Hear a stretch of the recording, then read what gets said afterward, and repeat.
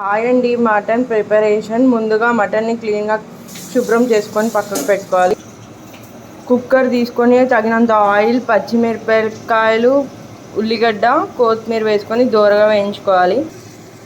తగినంత అల్లం పేస్ట్, తగినంత పసుపు వేసుకొని కలుపుకోవాలి.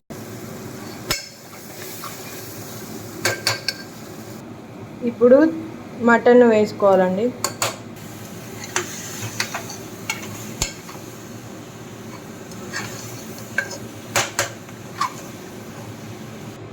బాగా కలిపినాక కాసేపు మూత పెట్టుకోవాలండి. బాగా మగ్గిపోవాలి ఆయిల్లో.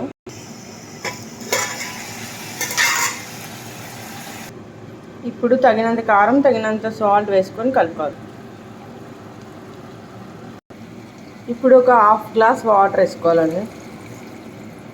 హాఫ్ గ్లాస్ వాటర్ వేసుకొని విజిల్ పెట్టుకోవాలి. 6 విజిల్స్ రావాలి.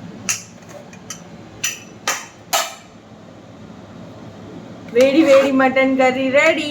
Please like, share, subscribe my channel.